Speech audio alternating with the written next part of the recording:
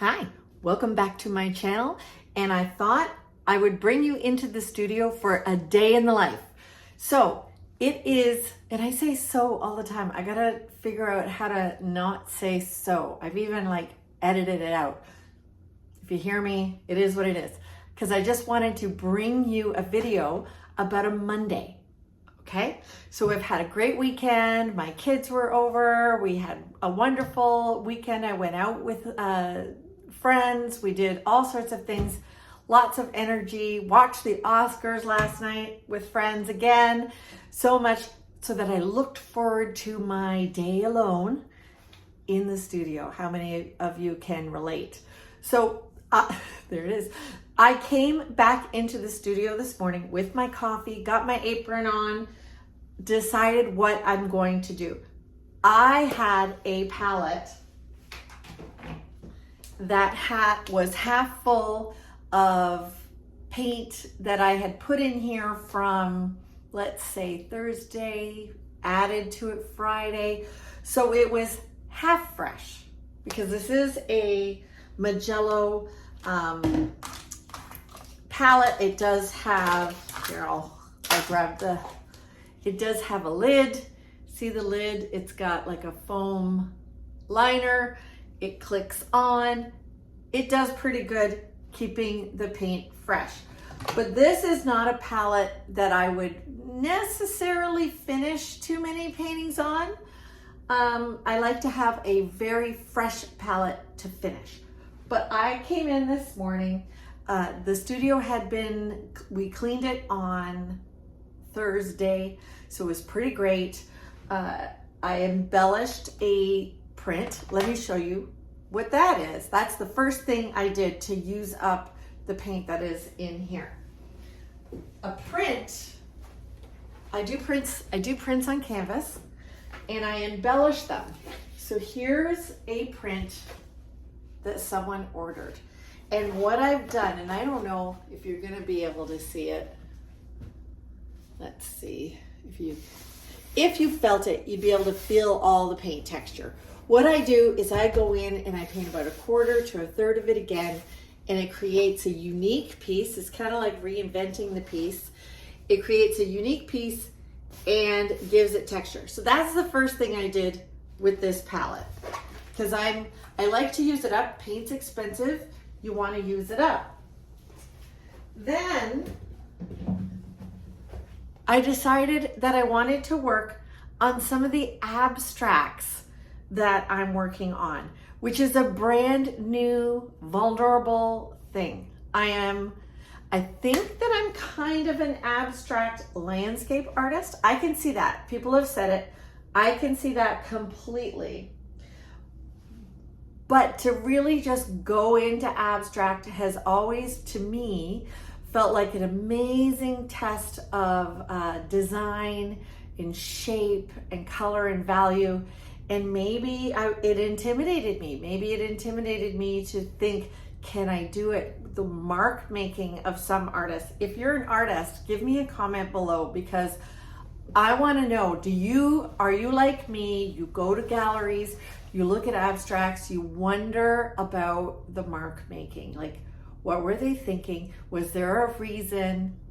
Is it on purpose? Are there happy accidents? So I am taking a class online with an artist called Betty Franks. I think I'm kind of emulating her a little bit here, but my goal is to not emulate anybody, but to learn from them and to create my own expression, my own mark making. And so that's another vulnerable thing. I've always been one, I don't want to copy anybody. I don't want people copying me. I don't mind people learning from me and being inspired by me, but don't copy me. Get your own voice, right? It's your own fingerprint. And I don't worry about it too much because nobody can really copy my fingerprints. They're unique. My paint strokes are mine. Your paint strokes are yours. But I do encourage people to push into their own interpretation of whatever they're doing. So that's what I'm trying to do. I'm trying to learn from the abstract artists that I'm looking at. I'm trying to evaluate what is it that I like. So I put abstract art into Instagram and I stop at what grabs me. So I'm a colorful painter. I've always been a colorful painter. I'm not a pastel white color painter. And I find that even when I'm looking on Instagram, I get stopped by the ferocious color. I've tried introducing black, but it's not going over well with me. I don't use black in my regular painting, so it's not going in over well. So I thought, I thought I would show you what I'm doing today in the studio. I did have to finish, and I'll just bring stuff over to you to the camera if you don't mind. So you're gonna see me running around and it's show and tell today. I'm just gonna do show and tell, and then I can put the video up without any big time editing, and you can see what a Monday in the gallery in the studio is like. I had to finish a piece that I'm donating to a gala for our Rotary Club here in Hamilton. So here's a piece. This is very much a Julia Veenstra. So when people come to the gala and this is the auction item, they know what they're getting. I didn't want to give them one of the abstracts I'm working on because they'd be like, who the heck is that? I think if they saw my name, they'd figure it out because of the colors and the strokes. But so this is a painting I had to finish. It didn't take much. I had this fully color blocked, and you come in with fresh eyes, and I added a few things to the sky. I added a little bit to the rocks and the water, and I just clarified a few things. That didn't take long. This painting's finished. It's got to dry tomorrow. I will varnish it, and then it's done and can go to the Rotary Club for their auction. All right, then, so this is actually a fun one to show you. It's big.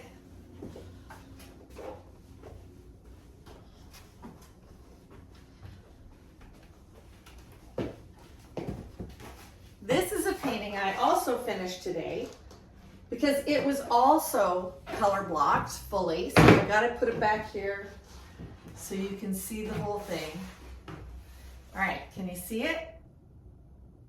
What I did today,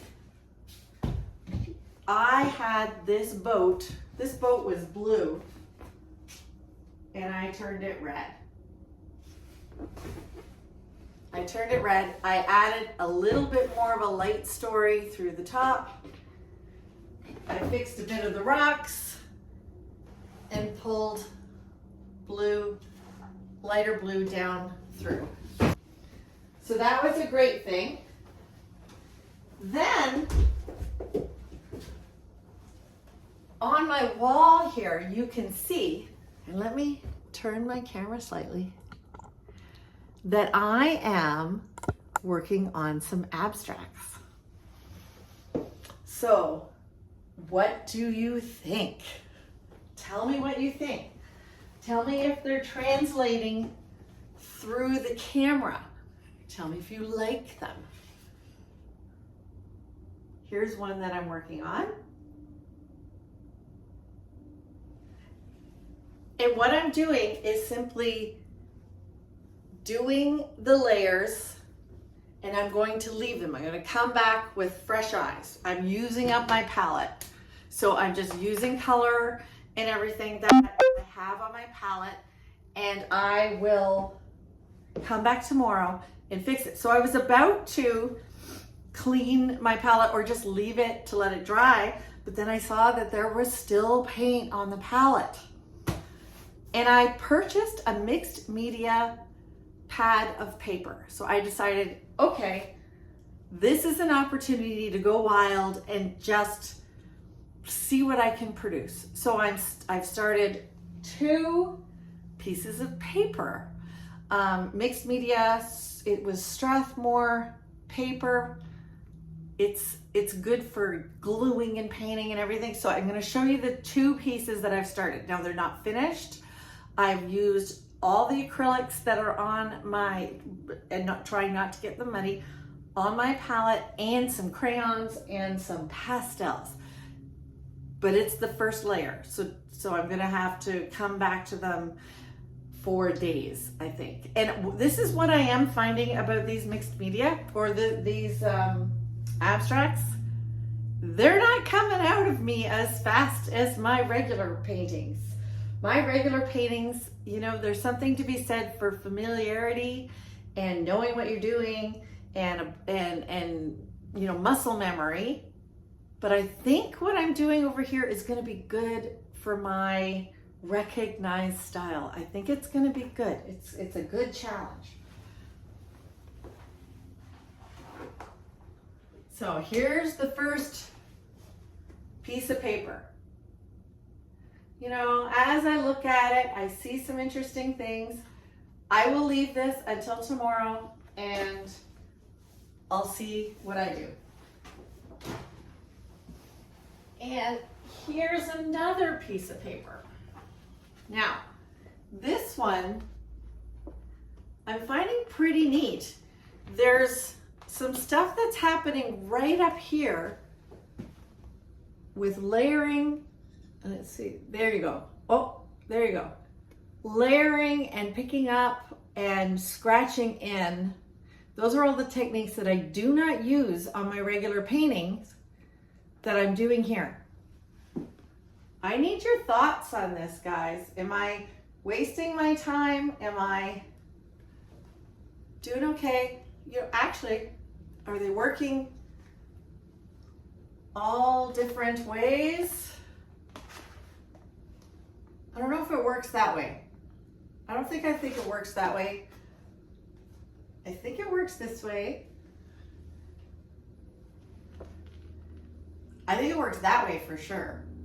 Interesting, very interesting. And then I started, because I still had paint that I didn't want to waste, I started these little guys, little diptych. See, so these are going to have lots of layering. Now, my question for you.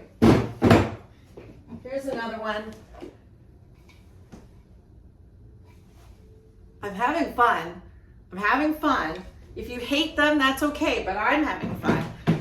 So my question for you, if you're an artist and you have a different body of work, and I've talked about this, present a body of work that is consistent. Don't look like you're a group show when you do a presentation. On my Instagram last week, I put up a picture of a show that, and I'll link it in here. I will put that little overlay in here. I put up a picture of a show. I'm gonna move over so that I can put it there. That I put absolutely everything. It was about 20 years ago. Absolutely everything I've ever done went into that show. My hanging was horrible. It was watercolors. We lived in Africa, so I had some African things and some sunflowers. Oh my goodness. It was crazy. What do you think? Don't do that. I know not to do that.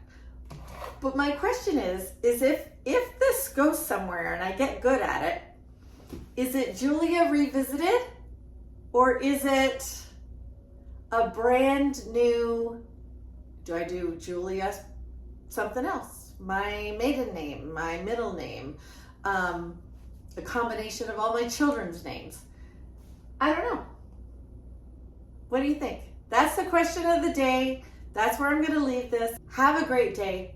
We'll see you on the next video.